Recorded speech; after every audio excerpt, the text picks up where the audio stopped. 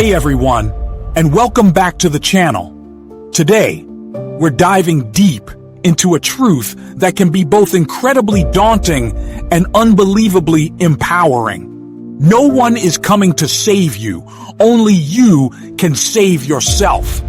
This isn't a message of despair. It's a call to arms, a declaration of independence, and a pathway to unlocking your full potential. This is, in my opinion, one of the best motivational messages of all time. We're about to embark on a journey through different phases of understanding this concept and how it applies to your life, so buckle up. This video is structured into 7 key chapters to guide you. Chapter 1 will be a deep dive into why this truth often feels so difficult to accept initially. Chapter 2 explores the various ways we tend to passively wait for help and why these approaches fail us. Chapter 3 dissects the fear of responsibility, a major block to self-reliance. Chapter 4 examines the power that comes with accepting that you are your only savior. In Chapter 5, we explore creating a personal action plan for self-reliance, outlining practical steps.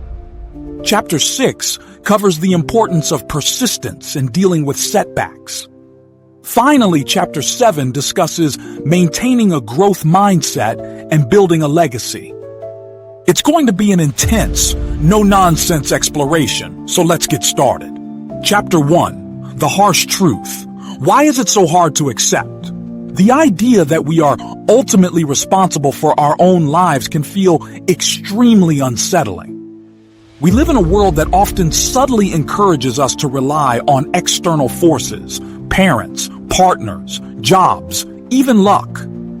Think about the narratives we are constantly exposed to. Fairy tales where a prince saves the princess, the lottery winner, or the overnight success story. These all paint a picture of salvation from outside sources. Social media often amplifies this, showcasing curated highlights of seemingly perfect lives that we think are attained without inner struggle, making it harder to see ourselves as the drivers of our destiny.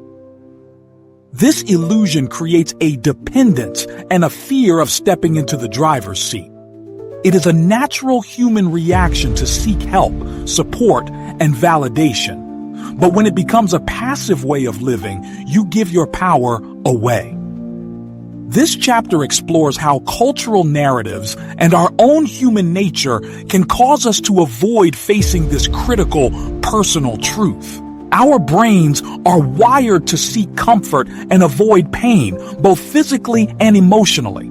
Accepting that we are our own saviors means accepting that struggles and discomfort are inevitable parts of growth. This recognition can trigger a deep-seated fear of failure and the unknown, which are common feelings in those struggling with the idea of taking personal responsibility. It is much easier to blame external factors for our circumstances. It's the economy. I wasn't born with opportunities, or I'm just unlucky. These excuses are shields we use to hide from a deeper truth, that we have the ability to shape our own lives regardless of external forces. Recognizing this tendency is the first step towards embracing this seemingly harsh but ultimately liberating truth. It's not about denying that challenges exist, but about empowering ourselves to face them head on. This also ties into the concept of learned helplessness, a psychological condition where we feel unable to control our circumstances, often due to past negative experiences. We start believing we don't have any power to change situations, so we don't even try. However, this is not a permanent state. The truth is, you have the power to reprogram this mindset and make your own life. The journey of self-reliance is about breaking free from this feeling, recognizing our agency, and acting in accordance with our goals. Accepting that no one is coming to save you isn't about isolation. It's about creating the power to navigate the challenges that life throws our way. It's about realizing that while support and community are important, the ultimate responsibility for our lives rests with us. Chapter 2. The Myth of Waiting. Why relying on others fails. We are often guilty of waiting for the right moment, the right person, the right opportunity. We wait for that big break, for someone to offer us a helping hand or to solve all our issues. It's a passive approach rooted in the hope that circumstances will change without us taking initiative. But life rarely works that way. Waiting often becomes an excuse for inaction. Instead of taking small, calculated steps towards our goals, we find ourselves stagnating in a cycle of wishful thinking. This behavior is directly linked to the avoidance discussed in the previous chapter. We use waiting as a mechanism to avoid the discomfort of personal responsibility. We convince ourselves that we can't succeed unless external circumstances perfectly align or someone else steps in. The reality is that these conditions are not guaranteed. Think about all the times you've waited for the right circumstances. Perhaps you waited for a job offer, a romantic partner, or simply for things to improve on their own. How long did you wait? And more importantly, what did you do while you were waiting? More often than not, these periods are marked by a lack of personal growth and development. Instead of honing our skills, learning new things, or networking, we remain dormant. We are in standby mode. This can lead to a feeling of deep resentment and frustration because we expect others to take care of us without any action on our part. We then direct that anger at the external circumstances instead of turning inwards.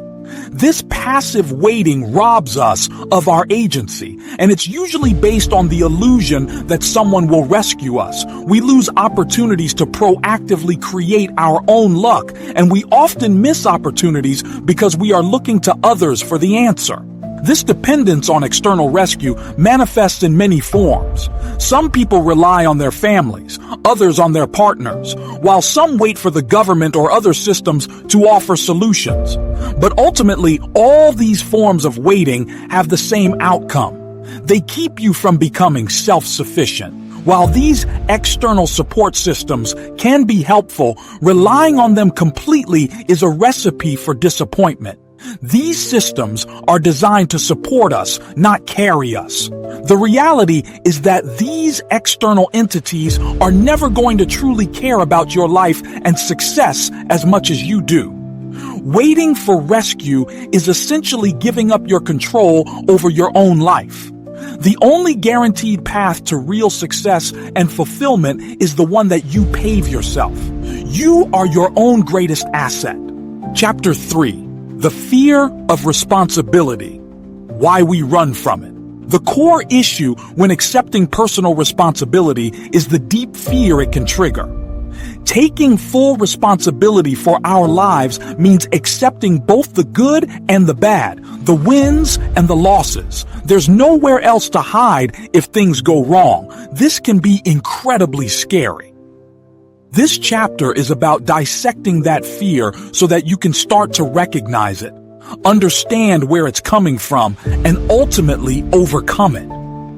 We often prefer the illusion of external control, of blaming others, to the discomfort of accepting our own agency because with it comes a greater possibility of failure or of things not going according to plan. The fear is rooted in the vulnerability that comes with being in charge. The fear of failure is a major reason why we shy away from responsibility. It's easier to not try at all than to try and fail. If we don't take responsibility, we avoid the potential embarrassment of messing up. This attitude leads to what's called a fixed mindset, a belief that our abilities are set in stone and cannot change. A fixed mindset makes us believe that failure is proof that we are not good enough when it is actually just a sign that we need to adapt and keep learning. Responsibility challenges this mindset because it forces us to accept that success comes from consistent effort and learning from mistakes, and not innate talent or external forces. Choosing inaction is actually choosing to let fear control your life. Another aspect of this fear is the burden of decision-making.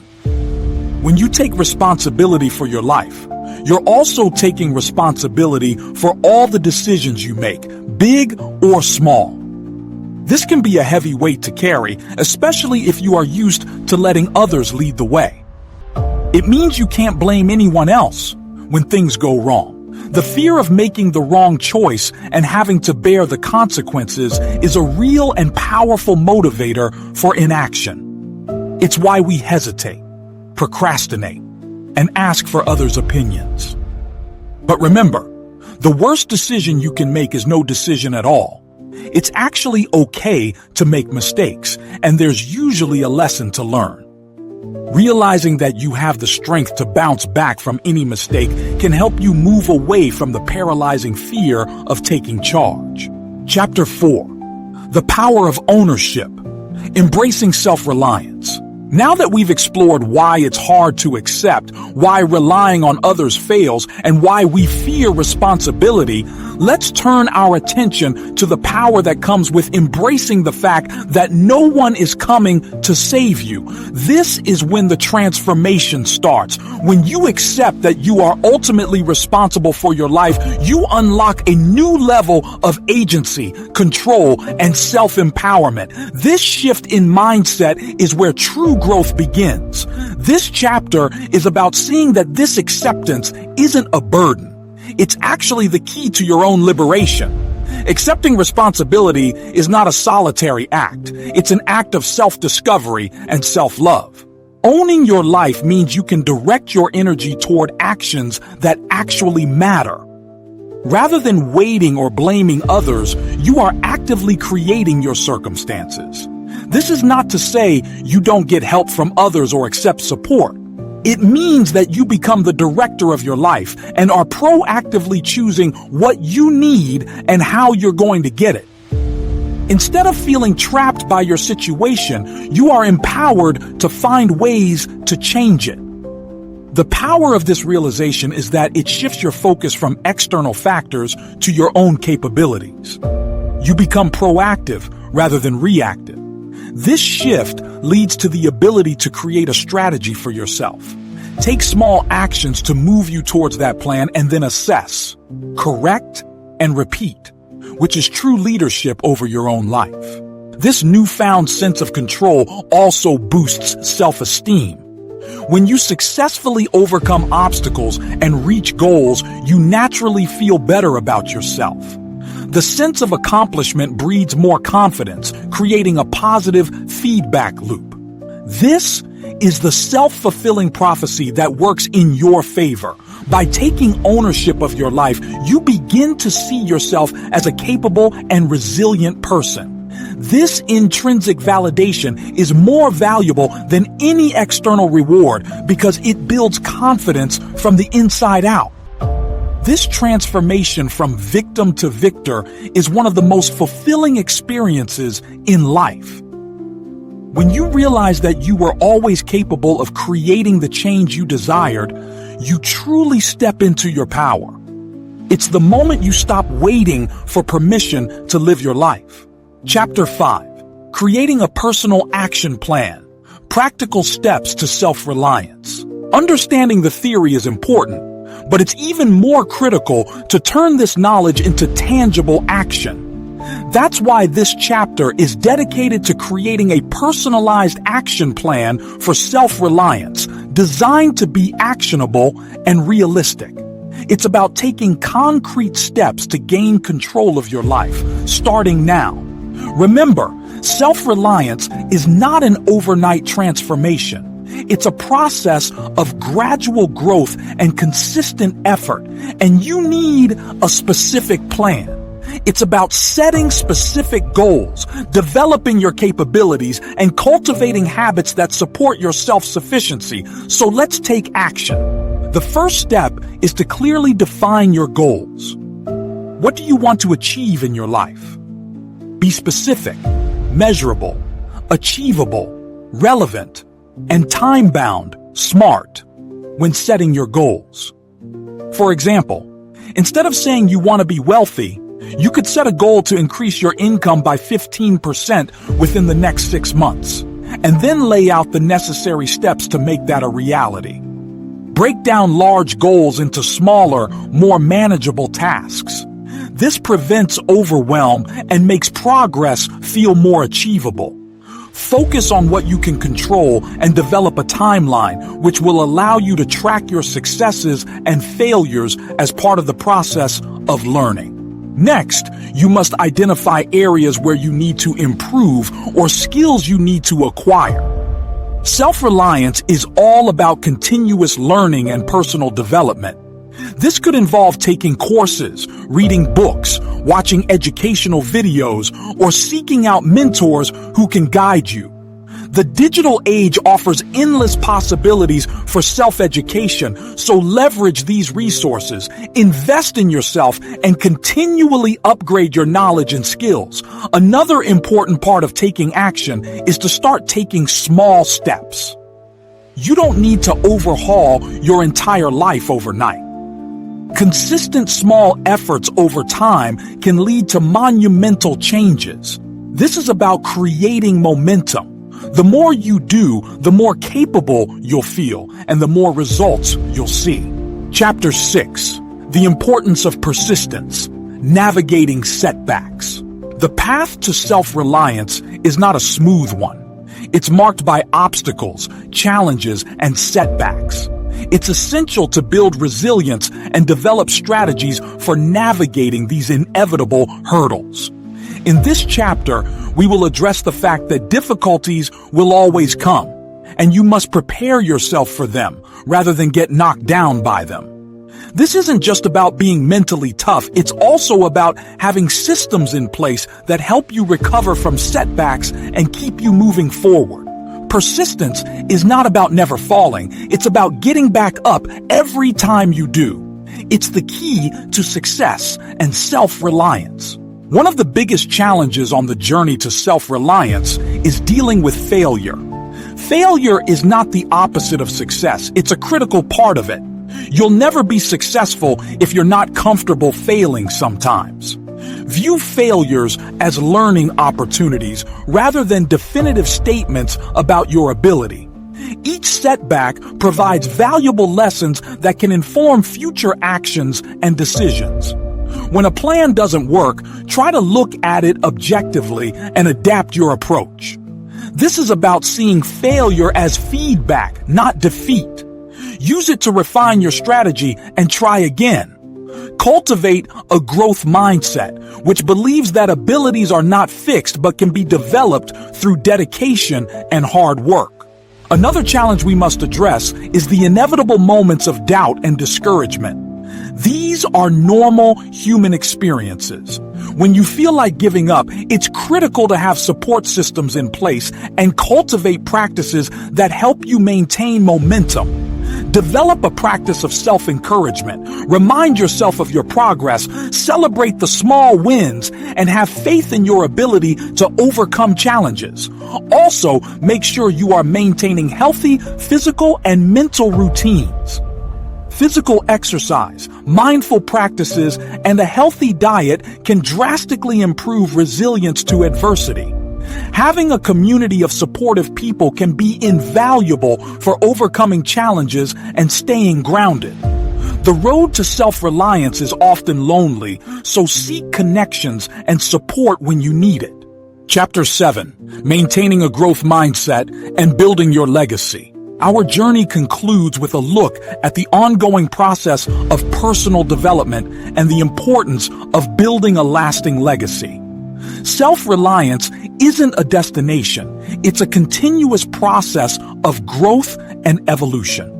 This chapter emphasizes the mindset and habits you need to sustain your momentum and make a meaningful impact on the world. Building a legacy isn't just about big achievements. It's about living a purposeful life guided by your values and your actions. It's about continually evolving and leaving the world a better place than you found it. Maintaining a growth mindset is paramount for continued personal development. Embracing a growth mindset means continuously looking for opportunities to learn and grow. Seek out challenges, be open to new experiences, and never stop expanding your knowledge and skills. Remember that learning is not a linear process. There will always be ups and downs. View challenges as opportunities to grow rather than obstacles to avoid. It's about seeing the world as an infinite classroom of possibilities. Never stop improving and evolving, and that doesn't have to be solely through academics. Finally, consider the legacy you want to create. How do you want to be remembered? This is not just about your accomplishments.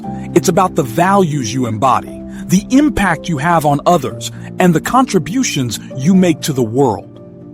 Living a life of self-reliance can inspire others to take ownership of their lives, creating a ripple effect of positivity and empowerment.